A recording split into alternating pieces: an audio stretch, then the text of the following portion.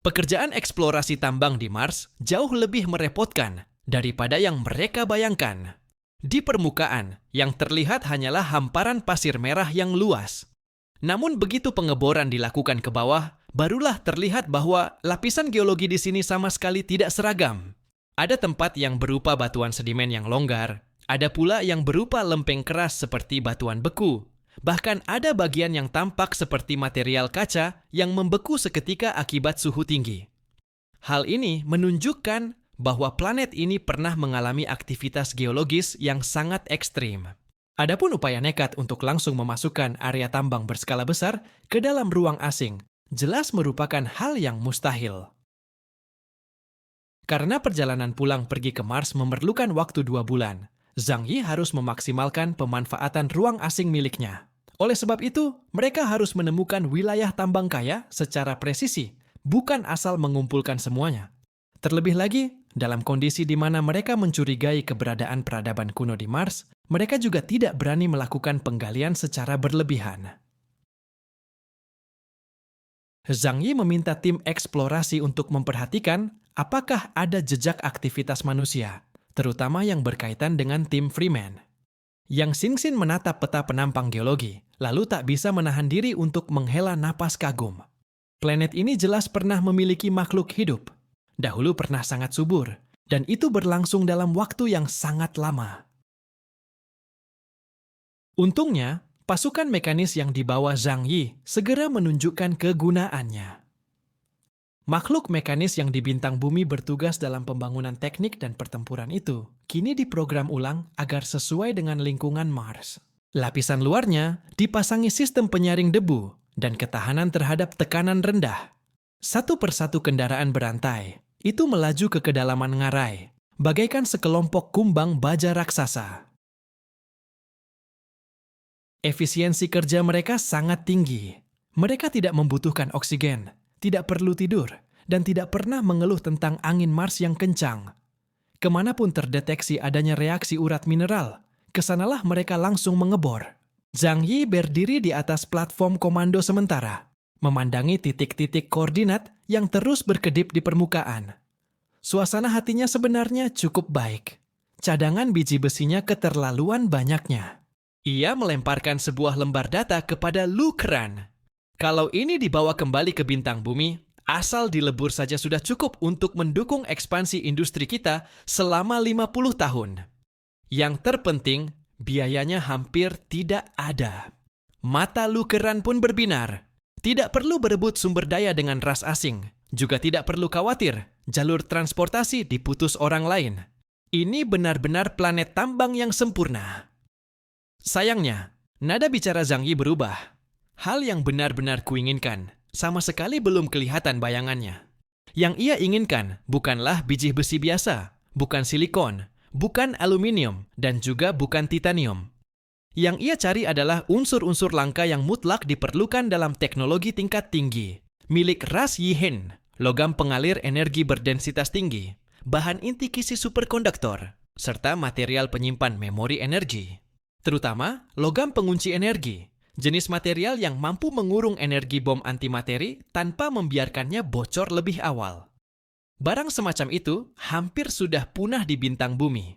Semuanya berada di genggaman peradaban kuno. Pola energi di bintang bumi sangat mirip dengan sebuah film lama berjudul The Platform. Film itu bercerita tentang sebuah penjara vertikal, di mana sebuah lift akan menurunkan satu meja besar penuh makanan dari lantai ke lantai. Akibatnya, semakin ke bawah, makanan yang didapat para tahanan semakin buruk. Prinsipnya sama. Di bintang bumi, sumber daya paling berharga telah hampir sepenuhnya ditambang oleh 5 generasi sebelumnya. Yang tersisa bagi generasi sekarang hanyalah bahan bakar fosil dengan kualitas paling rendah. Lu Keran bersandar di konsol kendali, memanggil laporan hasil kerja pasukan mekanis. Ekspresinya tampak sedikit bermasalah. Lapisan dangkal di area luar sudah kami sapu bersih. Pada dasarnya hanya ada besi, nikel, sedikit kobalt, lalu beberapa mineral terhidrasi yang telah mengalami pelapukan. Ini tidak masuk akal. Jejak penambangan di Mars tidak sebesar itu. Apa mungkin penilaian awal kita keliru? Ia menoleh ke arah Zhang Yi dan bertanya, "Bagaimana kalau kita mengebor lebih dalam lagi?" Zhang Yi berpikir sejenak, lalu mengangguk. "Teruskan ke bawah, terutama di area dengan reaksi energi yang tidak stabil. Kalau Mars memang pernah didatangi peradaban kuno seperti bintang bumi, maka barang-barang mereka pasti dikubur sangat dalam. Yang dangkal sudah lama tergerus angin dan pasir. Maka, belasan unit makhluk mekanis berat pun serentak melakukan penyelaman ke bawah. Mereka bagaikan sekelompok sulur logam yang menancap ke tubuh Mars, membawa probe dan pemotong, mengebor menuruni lapisan geologi ngarai. Inilah keunggulan makhluk mekanis. Bahkan ketika memasuki wilayah bawah tanah sedalam 10.000 meter, mereka tetap dapat bekerja secara normal. Dalam waktu kurang dari 2 jam, kabar pertama yang kembali bukanlah penemuan logam langka, melainkan sebuah tayangan visual yang membuat semua orang terdiam. Material abnormal terdeteksi.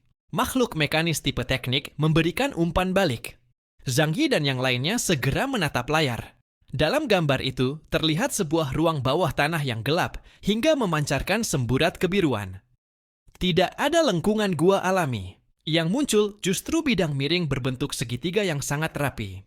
Itu tampak seperti suatu jenis logam, berwarna ungu gelap, licin dan rata. Di permukaan logam tersebut terdapat pola beraturan, menyerupai alur penyalur energi kuno. Saat Zhang Yi melihatnya, entah mengapa ia merasakan keakraban yang kuat, seolah-olah pernah melihatnya di suatu tempat. Laporan, kami memastikan telah menggali sebuah struktur buatan, 100% bukan terbentuk secara alami. Suara makhluk mekanis terdengar dingin, namun sedikit direndahkan. Bentuknya diduga struktur kerucut. Materialnya merupakan paduan logam berdensitas tinggi yang tidak cocok dengan material logam alami manapun yang diketahui di bintang bumi.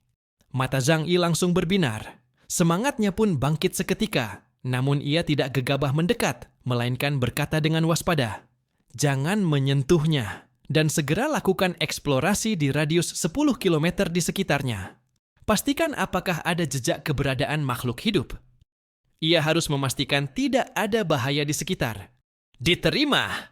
Makhluk mekanis teknik segera memperluas penggalian dan pemindaian di area sekitar. Setelah setengah jam berlalu, barulah mereka memberikan jawaban yang jelas kepada Zhang Yi. Tidak ditemukan jejak biologis apapun di dalam lapisan batuan. "Tidak ada mikroorganisme sekalipun?" tanya Zhang Yi. "Tidak terdeteksi adanya bentuk kehidupan dengan struktur sel apapun." Zhang Yi menghembuskan napas lega. Sepertinya planet ini benar-benar hampir sepenuhnya berubah menjadi bintang mati. Karena jika masih ada ras kehidupan di sini, sekalipun mereka sengaja bersembunyi, mustahil membuat seluruh mikroorganisme di dalam tanah menghilang. Itu berarti menghancurkan vitalitas seluruh planet. Tidak ada siapapun yang akan menggali kuburnya sendiri. Keraguan pun muncul di hati Zhang Yi. Mungkinkah Mars benar-benar telah mati? Lalu, bagaimana dengan Elon Freeman dan timnya? Kemana mereka menghilang? Dengan pertanyaan itu di benaknya, Zhang Yi tetap memutuskan untuk melihat langsung benda logam buatan tersebut. Ia meninggalkan Susi Gemuk, Paman Yu, dan yang lainnya di permukaan untuk terus memimpin pekerjaan tim eksplorasi. Sementara itu, ia membawa Lu Keran, Yang Xin-Xin, dan beberapa orang lain menyusuri langsung terowongan hasil galian menuju ke bawah. Di dalam terowongan masih terlihat lapisan batuan yang terbelah oleh panas tinggi. Tepinya berwarna hitam, kecoklatan, dalam kondisi meleleh, menandakan bahwa pasukan mekanis telah menggunakan daya yang sangat besar untuk membuka jalur ini. Turun sekitar 7 hingga 8.000 meter, melewati 2 kali perpindahan ruang, sebuah rongga raksasa tiba-tiba terbentang di depan mata. Saat akhirnya mereka dapat melihat dengan jelas struktur berwarna ungu yang rapi dan megah itu, mata Zhang Yi tak kuasa membelalak. Itu adalah sebuah piramida. Piramida berwarna ungu. Zhang Yi sudah tidak tahu lagi ini adalah kali keberapa ia melihat benda semacam ini. Peralatan industri berskala besar milik ras peradaban kuno yang digunakan untuk mengumpulkan pecahan ether. Hanya saja, ini adalah yang paling canggih yang pernah ia lihat.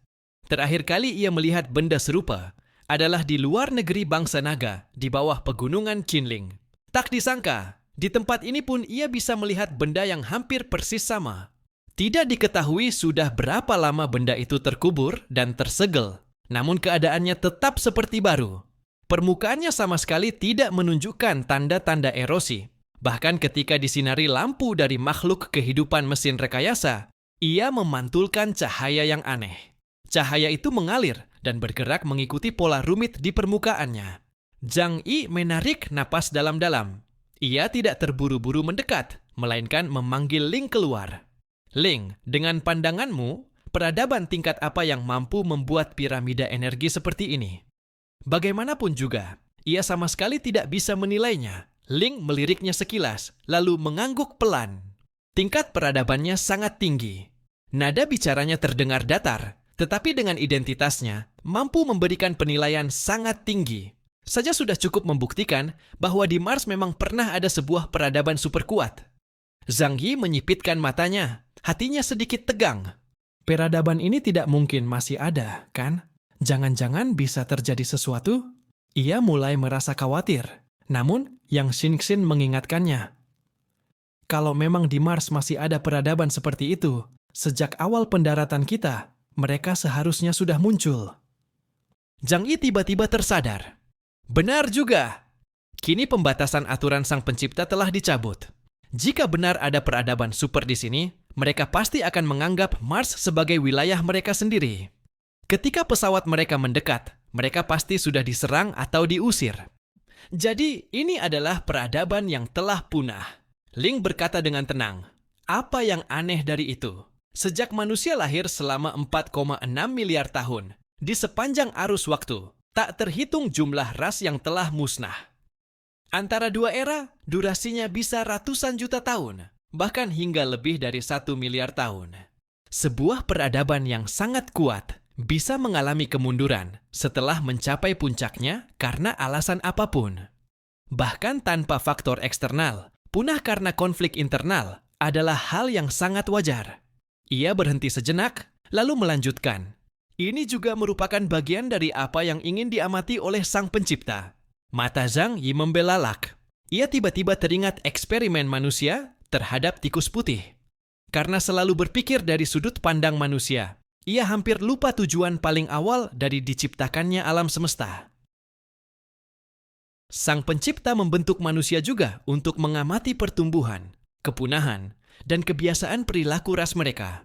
Terlalu rumit. Malas memikirkannya. Zhang Yi menggelengkan kepala. Soal era atau bukan era, dengan skala waktu ratusan juta tahun, ia benar-benar malas memikirkan persoalan sebesar itu. Setelah memastikan tidak ada bahaya di sekitar, Zhang Yi menatap piramida ungu itu. Setelah berpikir sejenak, pandangannya beralih ke Ling di sampingnya. Kau coba periksa, apa ada yang aneh dengan benda ini? Zhang Yi dengan jelas melihat Ling meliriknya dengan tatapan meremehkan. Setelah menyerap banyak pecahan eter, ia menjadi semakin manusiawi. Zhang Yi bisa memastikan bahwa ia memiliki pemikiran dan kesadaran diri. Ehem, permintaanku ini tidak berlebihan, kan? Ujar Zhang Yi sambil tersenyum. Keberadaan dengan indeks kemampuan 55.000 poin, jika dilihat di antara peradaban kuno, juga termasuk sosok yang sangat tangguh. Tapi keberaniannya malah sekecil ini. Benar-benar, ia tidak menyelesaikan kalimatnya. Tetapi maksudnya sudah sangat jelas. Sekoiwon.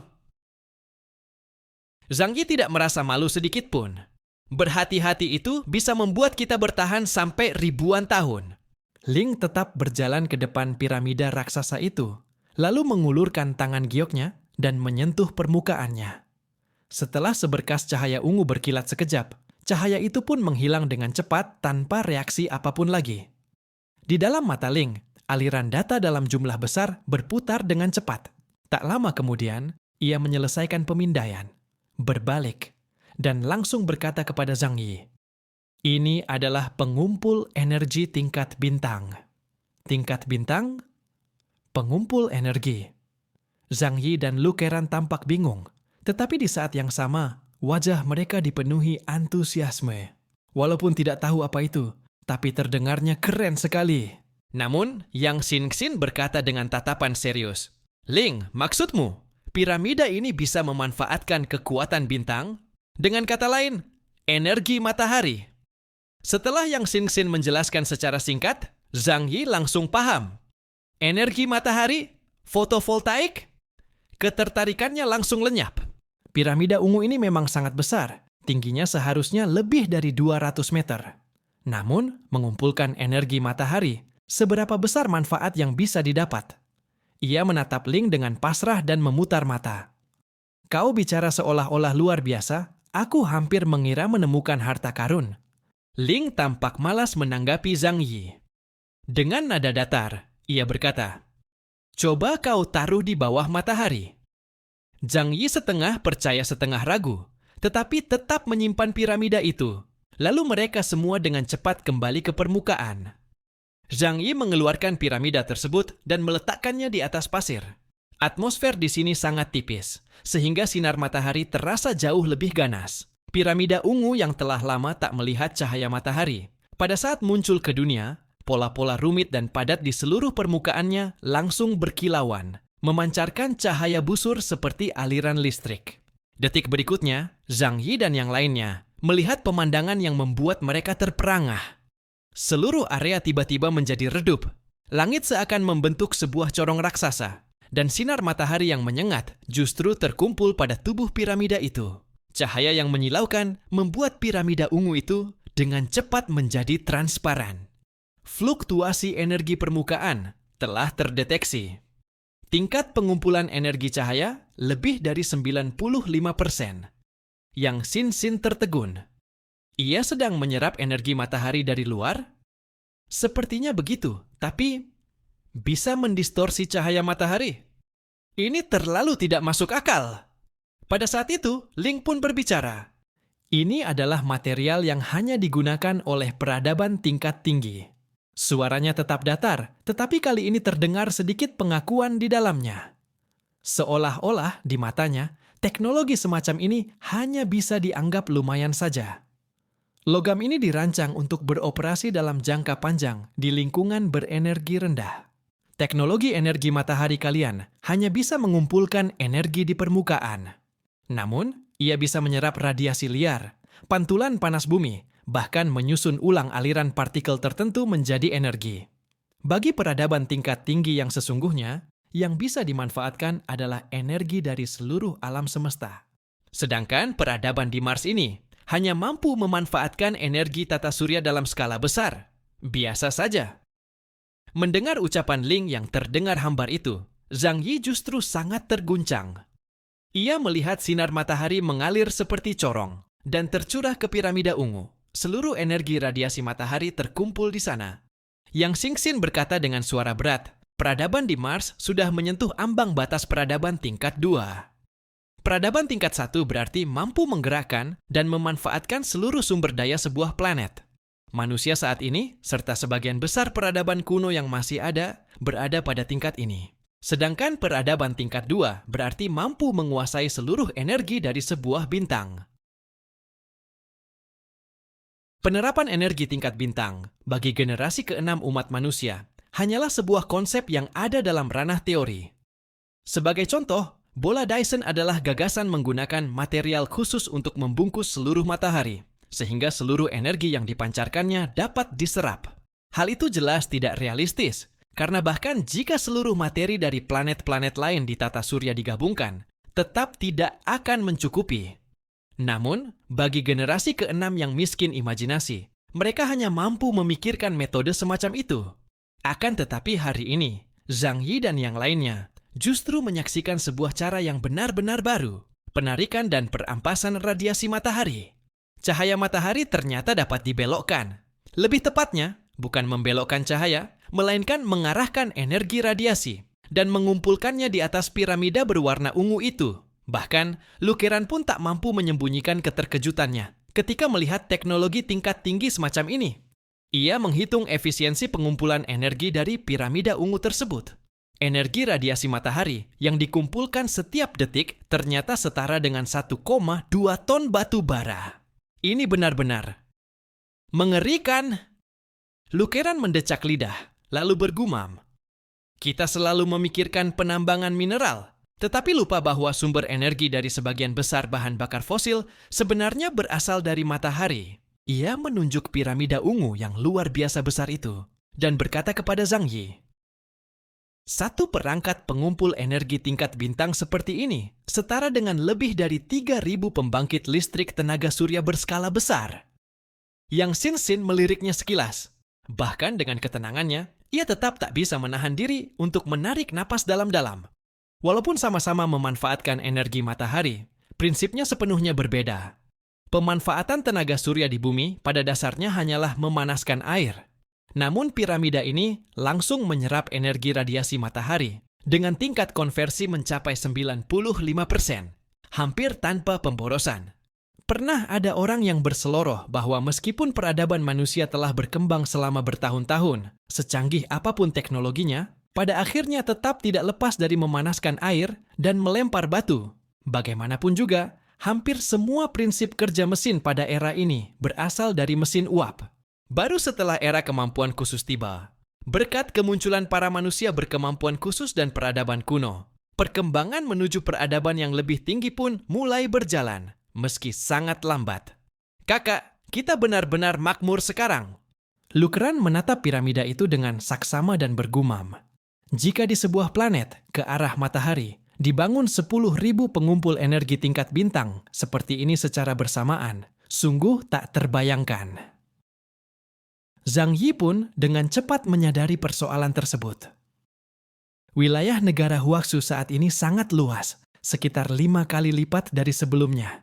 Selain itu, karena penduduk terkonsentrasi di dalam kota, 90% wilayahnya merupakan daerah tak berpenghuni. Jika perangkat pengumpul energi tingkat bintang seperti ini dapat dipasang dalam jumlah besar, maka masalah kekurangan energi di masa depan akan dapat diselesaikan sepenuhnya. Benda ini justru menjadi hasil panen terbesarku dari perjalanan ke Mars? Zhang Yi menggaruk kepalanya, merasa semuanya agak tidak nyata. Ternyata, teknologi memang merupakan kekuatan produktif nomor 1. Kedengarannya agak konyol, tetapi sekaligus sangat nyata. Ibarat sebuah komputer desktop yang efisiensinya bahkan melampaui 10.000 juru hitung yang menggunakan sempoa. Peradaban tingkat bintang terhadap peradaban tingkat planet benar-benar merupakan serangan penurunan dimensi. Namun, Yang Xin berkata, yang terpenting adalah menguasai teknologi pengumpulan energi ini.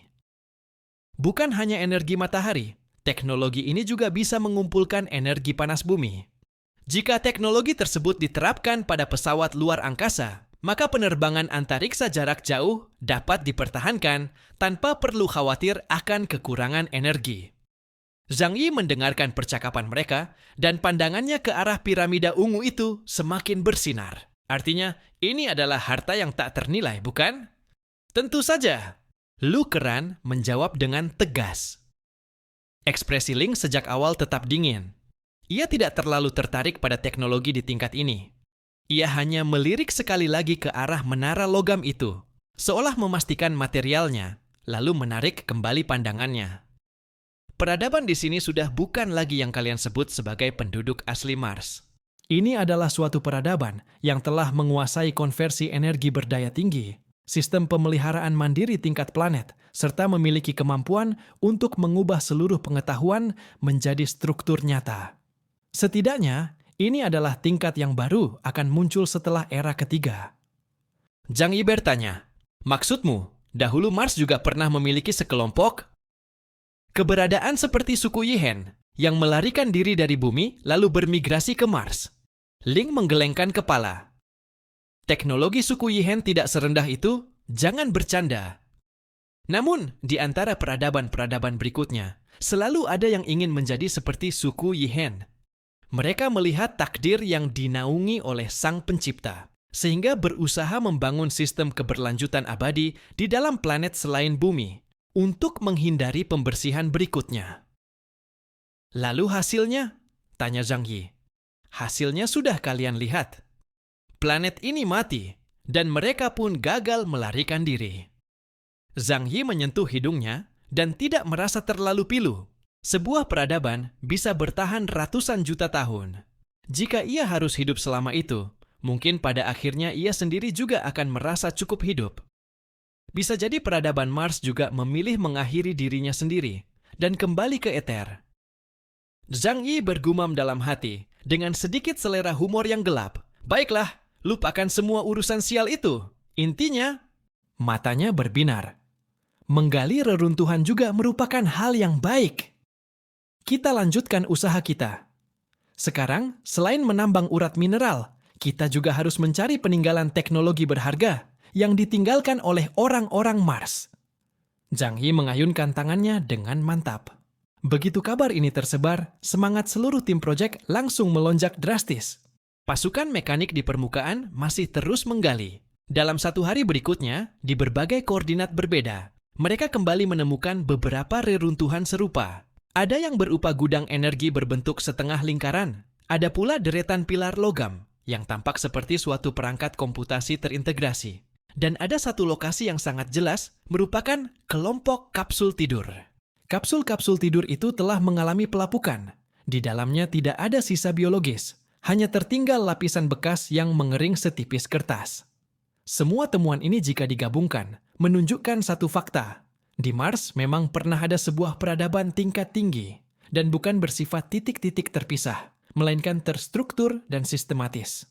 Masalahnya, Yang Xinxian mengerutkan kening. Peradaban setinggi ini, bagaimana mungkin tidak meninggalkan satupun catatan? Tidakkah kau melihatnya di arsip sejarah bumi? Seseorang bertanya. Atau di dalam data kaum bulan?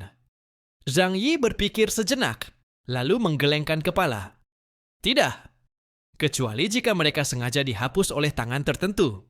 Atau keberadaan mereka sejak awal memang termasuk jenis yang tidak seharusnya diingat. Ketika mereka sedang membahas hal ini, sebuah tim lain yang bekerja di sisi lain ngarai mengirimkan kabar dengan suasana yang sama sekali berbeda. Kami menemukan jasad manusia. Suara di dalam komunikasi biasanya selalu tenang, tetapi kali ini terdengar jelas lebih berat. Jumlahnya tidak banyak, seharusnya merupakan bagian dari tim eksplorasi Mars pada masa lalu. Mohon Yang Mulia Tertinggi untuk meninjaunya. Gambar pun dikirimkan kembali. Itu adalah sebuah lereng yang setengah tertutup oleh pasir dan angin. 5 atau 6 jasad yang mengenakan pakaian antariksa model lama tergeletak di sana dengan posisi yang sangat aneh. Ada yang tampak seperti sedang berusaha merangkak kembali, ada yang menoleh dengan ekspresi ketakutan, dan ada satu yang bahkan memeluk kepalanya sendiri, seolah sedang melindungi diri dari sesuatu yang jatuh dari atas. Mayat-mayat itu berasal dari gelombang pertama imigran yang mendarat di Mars. Mereka adalah para perintis, orang-orang hebat yang layak dihormati. Namun pada saat ini, yang tersisa dari mereka hanyalah tubuh-tubuh kering kerontang. Sebagian besar helm para imigran Mars itu sudah rusak. Angin Mars mengeringkan dan menghitamkan wajah mereka. Otot-otot wajah telah mengerut dan menempel erat pada tulang. Tetapi ekspresi ketakutan sebelum kematian masih membeku jelas di sana. Ekspresi ini, Shusi gendut merinding sampai bulu lengannya berdiri. Seperti habis melihat sesuatu yang keluar dari 18 lapis neraka. Jangankan 18 lapis. Zhang Yi menatapnya sejenak, suaranya terdengar rendah. Kalau bintang bumi benar-benar punya neraka, mereka pasti ingin kembali ke sana. Mati di planet asing yang sunyi dan membeku, tak bisa kembali ke kampung halaman. Mungkin hanya di saat-saat menjelang kematian, barulah mereka merindukan planet tempat mereka tumbuh besar. Lihat yang ini, katanya sambil menunjuk tangan salah satu jenazah. Ia menunjuk ke arah markas mereka. Artinya mereka tidak pergi jauh. Mereka dipaksa keluar oleh sesuatu. Tapi kenapa mereka tidak lari ke arah markas? Shu si gendut juga merasa aneh. Orang yang dikejar, biasanya refleks pertamanya adalah lari ke tempat perlindungan terdekat, kan? Artinya, bagi mereka, arah markas justru lebih berbahaya. Zhang Yi memerintahkan agar beberapa jenazah itu dikafani dan dikirim ke ruang pemeriksaan, sementara di dalam pesawat untuk diperiksa. Saat para teknisi membersihkan salah satu pakaian antariksa, mereka menemukan sebuah pelat logam berukir nama di lapisan saku bagian dada. Di atasnya tertulis sebuah nama, Evan Stich. Evan Stich. Zhang Yi membacanya sekali. Orang Kolombia. Kemungkinan besar penasihat ilmiah yang dibawa Freeman. Lukeran mengambil pelat logam itu dan memeriksanya dengan saksama. Ia mendapati bahwa benda itu juga merupakan sebuah papan perekam data. Papan perekam itu tidak dienkripsi. Mungkin karena takut jika dienkripsi orang lain tidak bisa membukanya. Jadi ia memilih metode pencatatan paling primitif. Lukeran menghubungkan pelat itu ke perangkat pintar dan membukanya. Di dalamnya terdapat potongan-potongan teks, semuanya bertanggal 20 tahun yang lalu. Jelas sekali itu adalah catatan harian Mars miliknya. 2035, bulan Juli tanggal 3. Pendaratan berhasil. Kami berhasil tiba di titik awal Mars. Pembangunan basis berjalan lancar. 2035, bulan Juli tanggal 17. Penambangan lapisan es sumber air berhasil. Kandungannya menggembirakan. Tuan Freeman sangat senang. 2035, bulan Agustus tanggal 2. Badai pertama datang. Sebagian peralatan luar kami rusak, tetapi inti basis masih bertahan. Beberapa catatan awal tampak normal, hampir sama dengan yang mereka lihat di data arsip. Namun setelah tanggal 12 bulan Agustus, nuansa seluruh catatan berubah drastis. 2035, bulan Agustus tanggal 12. Badai malam hari lebih besar dari yang kami bayangkan. Ada yang mengatakan mendengar raungan dari bawah tanah. Aku tidak mendengarnya. 2035, bulan Agustus tanggal 13. Jonathan bilang ia melihat seorang wanita cantik melambai padanya di luar basis. Tetapi di luar basis sedang terjadi badai dahsyat. Aku curiga kondisi mentalnya bermasalah, jadi malam ini kuberi dia satu pil penenang. 2035, malam tanggal 13 bulan Agustus. Kami kehilangan satu orang, Bob. Ia membuka pintu luar pada pukul 2 dini hari dan berjalan keluar. Kami tidak pernah menemukannya. 2035, bulan Agustus tanggal 14. Tuan Freeman mengatakan bahwa hal-hal aneh itu adalah ilusi energi sisa asli Mars dan menyuruh kami untuk tidak tegang. Namun sikapnya sangat bersemangat, seolah ia menemukan sesuatu yang telah lama ia dambakan. 2035, bulan Agustus tanggal 15. Kami menemukan sebuah celah yang menuju ke bawah tanah di dasar ngarai. Celah itu hidup. Setiap hari ia meniupkan udara panas keluar. Aku tidak menyukainya. Saat membaca sampai di sini, Zhang Yi dan Yang Xinxin saling bertatapan. Ini sudah tidak terlalu mirip buku harian eksplorasi Mars biasa. Zhang Yi berkata, "Pelan." Ia terus menggulir ke bawah. 2035, bulan Agustus tanggal 16. Tuan Freeman meminta kami membangun sumur pengeboran ke bawah. Ia mengatakan, di bawah sana mungkin ada mineral energi asli Mars. Keberatan kami ditolaknya. Ia berkata, kita datang untuk rumah kedua, bukan untuk bertani. 2035, bulan Agustus tanggal 18. Bor kami menembus lapisan yang sangat keras, seperti logam, tetapi berbeda dari semua logam yang kami kenal. Tuan Freeman sangat gembira. Ia berkata, kita menemukan pintunya. 2035, malam tanggal 18 bulan Agustus. Badai datang lagi. Kali ini aku mendengar suara, bisikan. Banyak orang berbicara, seperti sedang berdoa. 2035, bulan Agustus tanggal 19. Pintu kami terbuka. Kami mendapati bahwa kami telah membuka pintu neraka. Zhang Yi dan yang lainnya membaca dalam diam, seolah bisa merasakan tubuh penulis catatan itu gemetar saat menuliskannya. Masih ada lanjutan? Yang Xinxin bertanya. Ada. Zhang Yi menggulir ke belakang. 2035, malam tanggal 25 bulan Agustus. Ada sesuatu merayap keluar dari bawah. Wujudnya tidak seperti hewan, juga tidak seperti robot. Aku tidak bisa melihat dengan jelas.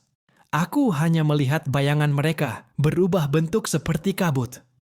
2035, bulan Agustus tanggal 29. James bilang ia melihat ibunya melambai kepadanya. Ia berlari keluar. Kami tidak pernah menemukannya lagi. 2035, bulan September tanggal 21. Ada yang mengatakan itu wanita cantik, ada yang bilang itu monster neraka. Apa yang kami lihat berbeda, Tetapi kami semua sangat takut. 2035, bulan September, tanggal 22. Tuan Freeman mengatakan, ini membuktikan bahwa di bawah sana ada makhluk berakal. Ia berkata, kami adalah kelompok pertama yang benar-benar menemukan jiwa Mars. Kami seharusnya merasa senang. Ia juga berkata, kami harus terus menggali ke bawah untuk menyambut mereka. Sampai di sini, tulisan mulai menjadi terputus-putus. 2035, bulan Oktober tanggal 4. Claire mati. Ia digigit. Tidak, diseret oleh sesuatu. Tapi aku tidak bisa melihatnya. Aku hanya melihat sebuah tangan. Tidak, tangan yang terulur dari bayangan. 2035, bulan Oktober tanggal 5. Bawah tanah adalah neraka. Bawah tanah Mars adalah neraka. Kami seharusnya tidak membuka pintu itu. Kami seharusnya tidak datang. Catatan terakhir bertanggal 2035, bulan Oktober tanggal 14. Jika seseorang membaca tulisan ini, mohon jangan terus menggali ke bawah. Ini bukan rumah kedua. Tempat ini digunakan untuk mengurung mereka. Tuan Freeman salah. Ia gila. Ia terus tertawa. Ia berkata semua ini sudah ada dalam perhitungannya. Ia berkata, akhirnya aku bisa berdialog dengan kehidupan tingkat tinggi yang sesungguhnya. Ia membawa beberapa orang turun ke bawah, juga membawa senjata. Ia berkata jika kami tidak ikut dengannya, maka kami tinggal di atas untuk menjadi tim pendukung. Aku tidak tahu apakah aku bisa bertahan hidup sampai bantuan datang. Jika tidak, tolong beritahu orang-orang di bintang bumi bahwa bawah tanah Mars itu hidup. Ia bisa berbicara. Ia akan menggoda kalian. Ia akan memakan kalian. Sampai di situ, buku harian itu berakhir. Seluruh kapal terdiam untuk sesaat. Bahkan Zhang Yi, yang sudah melihat banyak kejadian tak masuk akal, juga terdiam beberapa detik. Ini benar-benar seperti catatan film horor. Shu si gendut bergidik. Tiap malam ada wanita cantik satu persatu mengetuk jendela. Siapa yang bisa menahannya?